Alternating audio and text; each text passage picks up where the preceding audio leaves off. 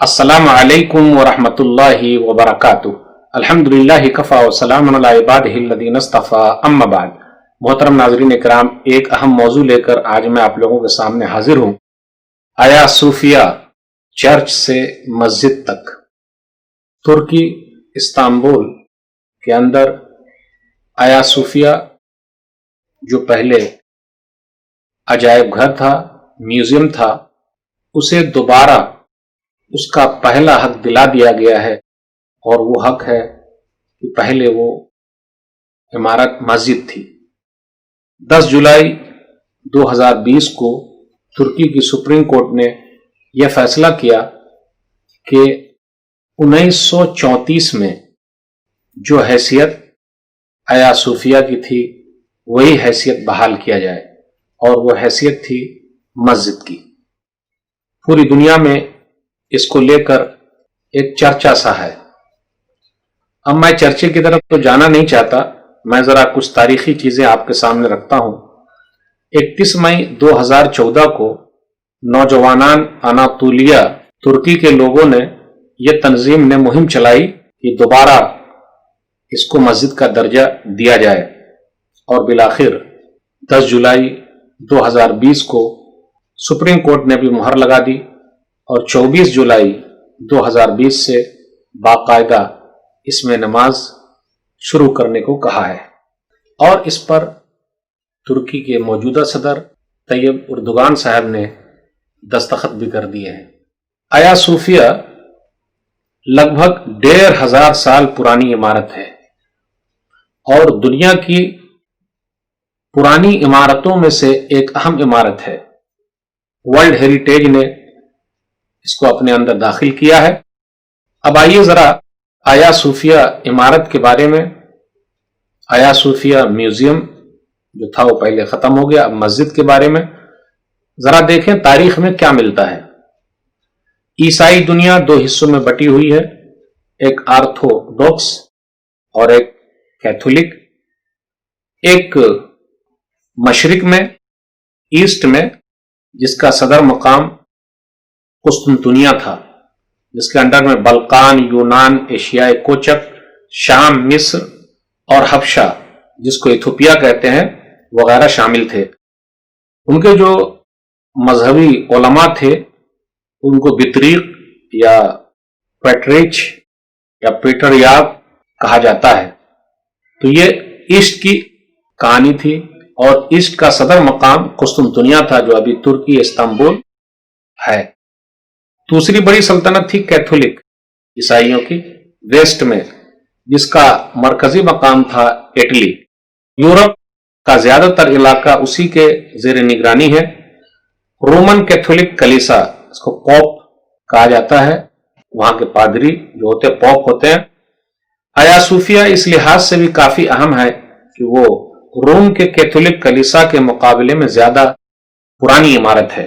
آیا صوفیہ جو چرچ تھا، عیسائیوں کا عقیدہ تھا کہ یہ چرچ کبھی بھی ان کے ہاتھ سے نہیں نکلے گا، اس لیے آج بھی آرتھوڈوکس کلیسا کے سربراہ پوپ اپنے آپ کو سربراہ کلیسا قسطنطنیہ لکھتے ہیں، the heir of the church of the قسطنطین، وہ لکھتے ہیں اپنے آپ کو۔ آیا صوفیہ جو عمارت ہے، جو بلڈنگ ہے، آئیے ذرا اس کی تاریخ پر نظر ڈالیں۔ نمبر 1، قسطنطین نے 360 عیسوی آفٹر کرائسٹ اس کی بنیاد رکھی، لکڑی سے بنایا تھا۔ 360 عیسوی میں ترکی کے اندر استنبول میں، اور یہ سمندر کنارے ہے، بہت خوبصورت لگتا ہے دیکھنے میں، بڑا خوبصورت شہر بھی ہے۔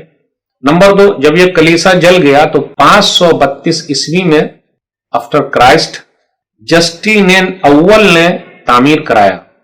تو آج جو عمارت ہے، جو بنی ہوئی ہے، یہ عمارت 532 عیسوی میں بنی ہوئی ہے۔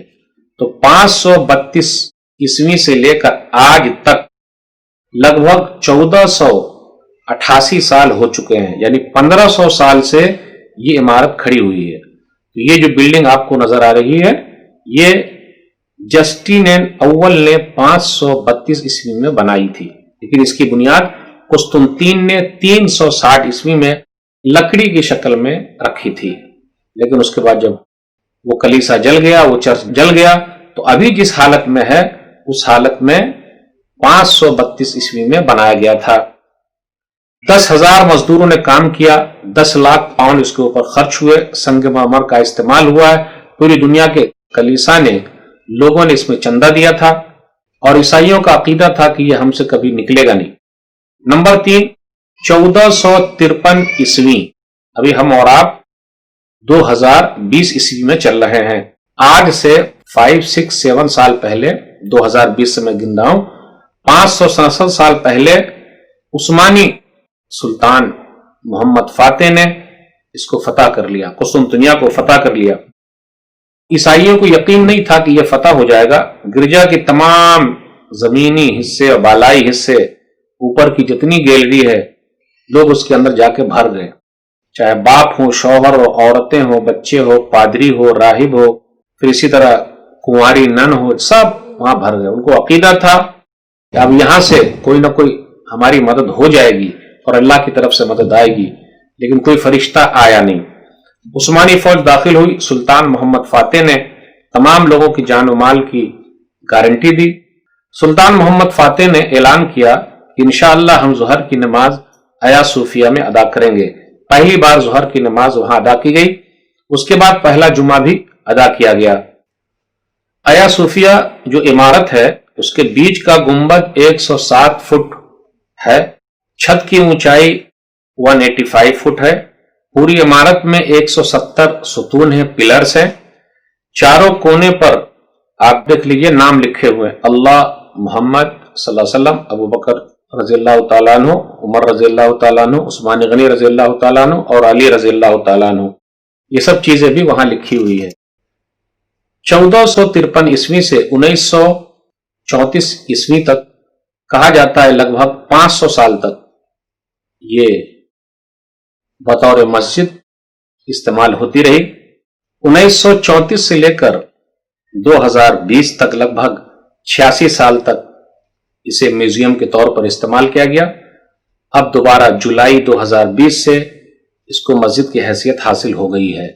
اب سوال یہ پیدا ہوتا ہے کہ اس کے اندر آپ غور کیجئے گا، سلطان محمد فاتح نے محراب وغیرہ بنا دیے، لیکن آپ دیکھیے گا وہاں 5 قبے بھی بنے ہوئے ہیں اور اس میں بادشاہ لوگ دفن ہیں، تو قبریں بھی ہیں۔ آئیے ذرا ایک دو حدیث اس حوالے سے لے لیتے ہیں۔ صحیح بخاری کتاب الصلاح حدیث نمبر 434، ام سلمہ رضی اللہ تعالیٰ عنہ بیان فرماتی ہیں کہ رسول اللہ صلی اللہ علیہ وسلم کے سامنے ایک کلیسا گرجا گھر کے بارے میں ذکر کیا گیا، اس میں موجود تصویروں اور مجسموں کا ذکر کیا گیا، اور انہوں نے حبشہ کی سرزمین میں دیکھا تھا، ایتھوپیا جو ہے وہاں دیکھا تھا۔ تو آپ صلی اللہ علیہ وسلم نے فرمایا اولئک قوم اذا مات فیہم العبد الصالح او الرجل الصالح بنوا علی قبرہ مسجدا وصوروا فیہ تلک الصور اولئک شرار الخلق عند اللہ۔ ان لوگوں میں سے جب کوئی بزرگ فوت ہو جاتا تو یہ اس کی قبر پر مسجد بنا لیتے اور اس میں یہ تصاویر مجسمے بنا دیتے، یہ لوگ اللہ کے نزدیک بدترین مخلوق ہیں۔ اور جس جگہ پہ قبر ہو، سجدہ کرتے ہوئے قبر سامنے نظر آئے، جس مسجد میں قبر ہو وہاں نماز نہیں ہوتی۔ حدیث کے اندر آیا صحیح مسلم کتاب الجنائز حدیث نمبر 972، نبی صلی اللہ علیہ وسلم نے فرمایا، ابو مرصد غنوی رضی اللہ تعالیٰ عنہ حدیث کے راوی ہیں، لا تجلسوا علی القبور، قبروں پر مت بیٹھو، ولا تصلوا الیہا، اور وہاں نماز بھی مت پڑھو۔ تو آیا صوفیہ کے تعلق سے، اس عمارت کے تعلق سے یہ چند باتیں میں نے آپ کے سامنے رکھی۔ میرے بھائیوں، اس سلسلے میں جو بزرگان دین ہیں، علماء ہیں، مفتیان کرام ہیں، وہ بات کریں تو زیادہ بہتر رہے گا، ریسرچ کرنے والے لوگ بات کریں تو زیادہ بہتر رہے گا۔ یہ چند باتیں میں نے آپ کے سامنے رکھی، جو تاریخی چیزیں وہ چیز میں نے بیان کی۔ اللہ سے دعا ہے کہ اللہ تعالی ہم لوگوں کو صحیح سمجھ عطا فرمائے، آمین۔ والسلام علیکم ورحمۃ اللہ وبرکاتہ۔